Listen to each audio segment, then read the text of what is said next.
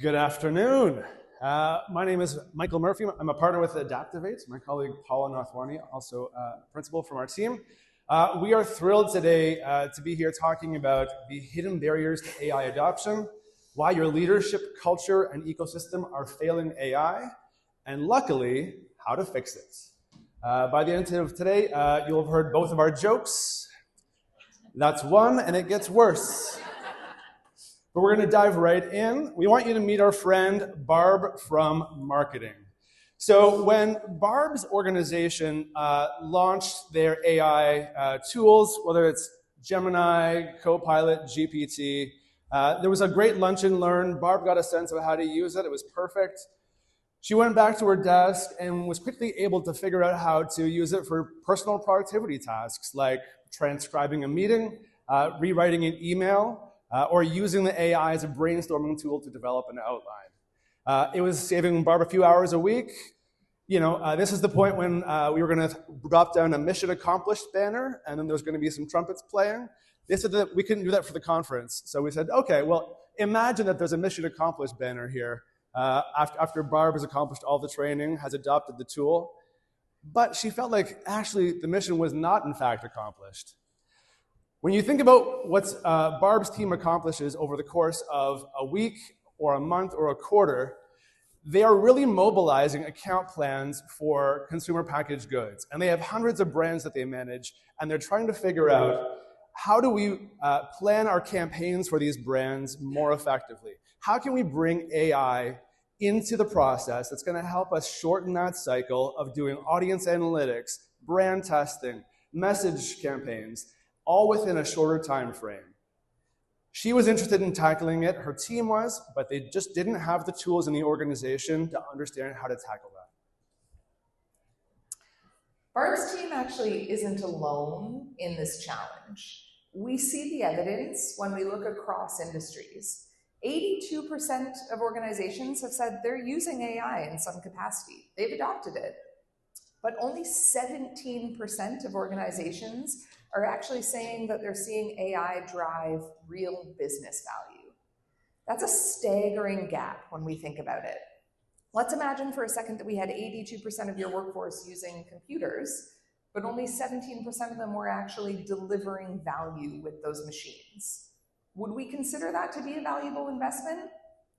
So what we really need to realize is that adoption alone isn't enough. It's about integrating AI into our day-to-day processes to think about how we can actually change the way work is being done. So what is the disconnect here? Why is it that we have every company under the sun saying, yeah, we're using AI, but we're not actually seeing the benefit from it? What we're seeing is that a lot of companies are still just using AI as an add-on tool. We mentioned Barb, transcribing meetings, doing brainstorming, rewriting emails. This is great. This augments personal productivity. But what we're not yet seeing is organizations really rethinking their business processes, the way that they actually do their work across their teams, and not just an add-on for every person to save a couple minutes a day. So the organizations that are going to win this race are the ones that are able to embed AI into the DNA of how you work.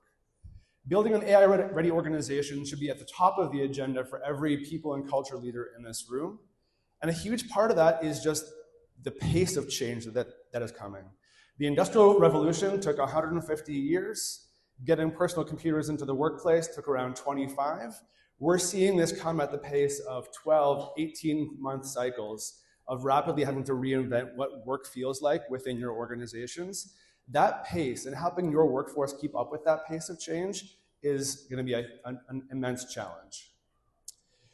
So we've been working with some clients for the better part of 2 years around how to start structurally thinking about building an AI-ready organization. What needs to change across the systems of the organization to make this a fruitful ground to embrace AI growth? So the first bucket here is around capability. So do your folks have the right skills in place? Are they having the right ways of thinking about the problem solving differently, understanding how to decompose business processes for the age of AI? So do they have those capabilities? And then we think about there's so much distrust of AI and worry about job displacement. How do you start winning over the hearts and minds by shifting mindset and beginning to grow a leader-led, AI-rich culture? And then wrapped around all of this is the idea of the ecosystem. So are you thinking about your policies, around your systems, around how you make decisions in the organization to really embrace an AI future? So collectively, we've been helping our clients think about this using this framework, and we're going to unpack these each for you today, hopefully bring a few of them to life and inspire some ideas. So we're going to start with building AI literacy. And the reason we're starting with that is because that's really the foundation of how we need to jump off to actually start embedding AI effectively. When we talk about building AI literacy, we're not talking about training for the individual AI tools. Because frankly, those AI tools, again, as Michael mentioned, are getting upgraded every 12 to 18 months. So if you focus too much on saying, here's a new tool, great, use it, and we're going to train you on it, and you'll get used to it, you're going to be missing employees having that fundamental understanding of what is AI, what are the elements that I need to understand about it, about how the prompts work, what makes a good prompt, what is it absorbing and deciding in the background in order to be effective. That AI literacy piece is about helping employees understand those elements, get comfortable with the principles of AI over the tools, and also really knowing when to trust and when to challenge, because what we don't want to do is create a workforce that just blindly accepts every single thing that comes out of your AI tool. I was actually having a great discussion half an hour ago on our break with a company that was saying, you know, what I'm noticing is that we have new employees who are coming in and who are just putting things into AI and then passing them up the chain and saying everything's done. You actually really need to be able to understand, when is AI most effective? When is it going to give you responses that you can trust? Versus when is it going to need extra context and extra knowledge about what we really need? How do we need to prompt it more effectively? So that is one of the cornerstones that we need to start looking at when we think about that capability section. And then how do you begin to upskill and deploy that through the organization for your workforce? We think about this as a fitness habit, not a one-time event. You can go to a fabulous spin class and sweat a storm, but that does not solve your overall fitness goals, unless your fitness goal was to take one fabulous spin class, at which point, congratulations. But for the rest of us, fitness is a long-term habit that we need to build and grow over time. It helps strengthen our muscles, and the same principles apply here. That you need to understand how to embed learning in the flow of the day-to-day work for your employees. Make it role-specific, make it contextual to your industry, to your department, to your function. And then we also think about supporting this with peer learning loops. So the equivalent of a group fitness class and coaching, which becomes, having that great personal trainer who can help give you some guidance along the way around what's working and what isn't. And then finally, within the capability section, we need to think about redesigning work for AI. What we mean by that is fundamentally actually identifying the use cases where AI is going to be the most impactful and thinking about changing the processes within those use cases to best take advantage of where AI can deliver the most value. If we think back to Barb's team that Michael mentioned at the beginning of the presentation, they were struggling to think, how do we actually change the way our brands go to market? How do we change our campaign strategies? This is a real world example that we've seen with a CPG company, perhaps one that makes your favorite ketchup. I'm not sure what your tastes might be. But what they have come to realize is they have a brand portfolio of about 100 different brands that they're dealing with. Their campaign strategies typically take about 8 weeks. They work with agencies to ideate. They have to go back and forth to the business leaders of the brand and think things through. What that means with an 8-week lead time is every quarter they can only do a couple of really key campaigns to go to market for certain brands. This organization actually spent time building a proprietary AI tool that took that 8-week time frame and streamlined it down to 8 days.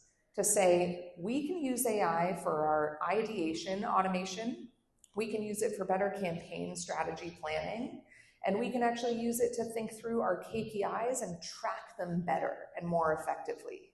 So to free up that time from 8 weeks to 8 days, suddenly you have unlocked a huge amount of potential. And now they are able to look across many of their brands each quarter, almost a 10-time increase in terms of how much more effective they have been and how much quicker they have been to get to market. And we are seeing the same uptake as when they were doing this across the 8-week campaign strategy planning.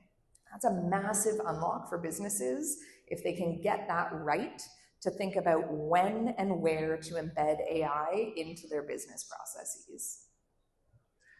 Great, let's jump over to mindset. And the first one here is around growing leadership commitment.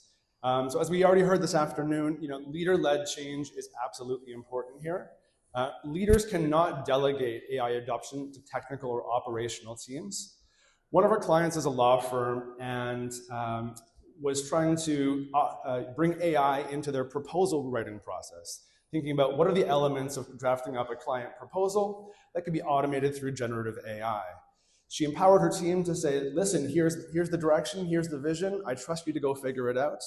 And pretty soon they stalled out. They didn't have a good, clear understanding of the tool's capabilities, what were the right questions to be asking it, what are the right parameters to build in, and they got stuck. And so this leader had to roll up her sleeves and figure it out to understand what was underlying the tool. She had to learn it for herself before she could effectively guide and steer the team with the right probing questions, with the right scope to start in terms of piloting. And so she really had to walk the walk to make that project successful. And the other benefit that comes from leader-led change first is building empathy for how your teams will experience the discomfort of learning something new. I'm going to say that again. I feel like Miss Brene Brown. Y'all, that was so good. Build empathy for how your teams will experience the discomfort of learning something new. Alongside that comes this idea of nurturing a culture of experimentation. I think a lot of people here have heard, test and learn culture and the power of that. But truly, if you're not working with your teams and saying, it's okay, go try something. If it doesn't work, we'll all learn from that. If it does work, let's figure out how to spread it out across our organization. One of the key things that we see here, though, is tying back to that use case identification. Because what we don't want teams to do is face a little bit of innovation burnout. I think you've probably all experienced it where you've said, go try this, go try this, go try this. And if things continually don't get off the ground, teams can feel a little discouraged. They feel like there's no point in continuing to try something new. So by pairing this with really identifying those high value use cases and then saying, go try it, let's test it out, let's pilot, let's start small. And then when you do have success, figure out a way to share that across the organization. Because one of the biggest challenges that we see with our clients is you have these pockets of people doing really, really cool things, but it just stays in these little pockets. And you have these little teams that are going off and people are saying, wow, yeah, this tech team is amazing and they're doing great things. But how to actually spread it across the organization, you need to develop a knowledge sharing mechanism. And so bringing those teams together and saying, this is what worked, this is what didn't. Here's why it didn't work, so maybe don't go down that path. And here's why it did work. So let's try that and let's jump off from there. That is really going to foster that grassroots excitement of saying, okay, AI is not just a random tech initiative. This can actually be used across all of the teams that we work with. Great. Let's think about incentivizing disruption to kind of shift mindset and begin to kind of bring hearts and minds along this journey.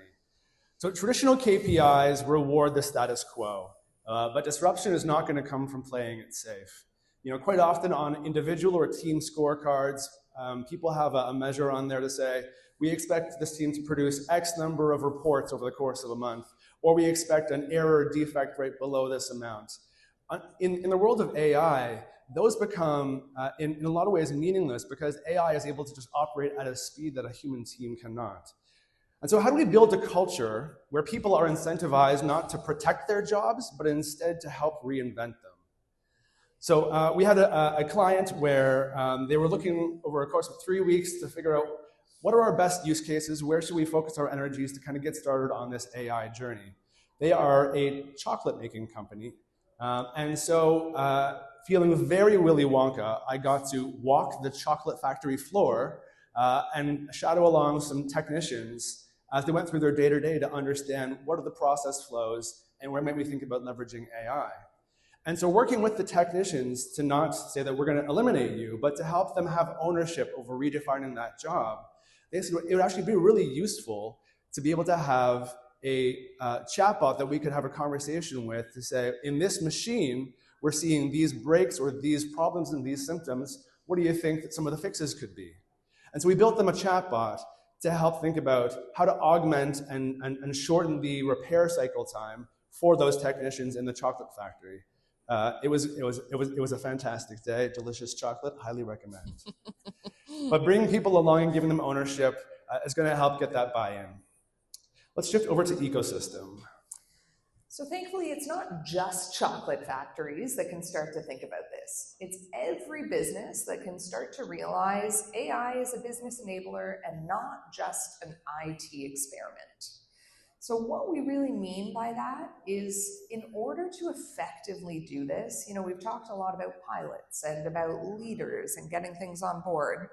But this idea of integrating it into your strategy means actually changing the way you do your operational planning and your investment cycles. Actually saying we need to talk about how we're going to embed AI right in as part of these cycles. The other critical piece that we see is this idea of cross-functional ownership. Again, I feel a little bit like a broken record when I say we don't want to just silo this over in IT, but truly I mean it. Because we have seen this happen time and time again at organizations where one team is kind of tasked with being the go-to-market team, the AI superpower team. They're going to figure it out and they're going to solve all of our AI issues. By building that cross-functional ownership and saying it's part of every business leader's agenda, we're going to create shared outcomes for these business leaders where they say, we all have a part to play in this. We all need to work together because we're all trying to achieve this shared goal. And so really building it into that process of planning and cross-functional ownership is going to be critical to get this off the ground. Great. So the next one up is deploying a blended workforce. So rather than thinking about AI as a substitute, consider how to weave AI agents into the tapestry of your workforce. So from a talent strategy, blending AI agents alongside your full-time workers, contingent workers, vendors as well, it can be a real augment because it's going to have the ability to focus in on certain skill sets and certain skill gap types that you may have challenges finding at the quantity that you need within certain organizations or kind of deployed geographically where you need that to be. So one of our clients in Europe is working with the UN and a number of government nations in Europe around some foreign aid programs. I'm not sure if you've heard lately, but foreign aid programs are not doing so great.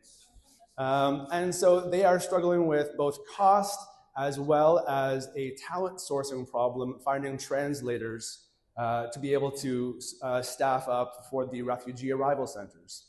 And so have helped them build an AI tool that is locally maintained, that has all of the UN's processes built into this for when a new refugee arrives at the refugee arrival center. And they know what steps need to be taken in order to get food, shelter, clothing, and all the right forms that need to be filled out along the way. And this AI app is operating in any of the languages that are spoken coming in, able to operate in text, phone via Wi-Fi, or a phone call as well. And so it's creating more accessibility and the ability for the refugee arrival centers to increase their registration flow by up to 50% per site. And last but not least, we're going to talk about some guardrails for growth. I know that sometimes people's eyes may glaze over when we say the word governance, so we tried not to say that in the title here, because really what we mean by this is if we want to grow and expand and really get AI embedded across the organization, we do need guardrails in place. We understand that there are risks involved. We understand that companies may not even fully understand all those risks that are involved. But balancing oversight with the agility is going to be critical to really get things off the ground. That CPG company that I mentioned earlier, that pilot was a wild success. And they really want to scale it across all of their hundreds of brands portfolios. But they are running into some challenges because they have legal departments and risk departments who are kind of saying, well, what's going to happen when we put our data into this AI tool? Who owns it once these images get put in? Who owns the campaign strategy data? How is it going to be used to train other AI models? These are all valid questions that need to be answered. But what we need to do is start anticipating that these questions are going to happen. Because I'm sure everybody here in this room has had the experience where you have a really great idea and you go and you take it, but there's layers and layers and layers of approval processes that by the end of it, when you get through those, the idea has maybe been diluted a little bit and isn't exactly what you wanted to get off the ground. So starting to anticipate some of those blind spots and those blockers that we're going to face is really going to help you say, let's redesign some processes from the get-go so that we can really drive that growth and prioritize that while still balancing our risk. So risk management over just risk mitigation is really what we want to focus on. Fabulous. So we have thrown, goodness, a lot at you in 20 minutes and 42 seconds because precision is fun.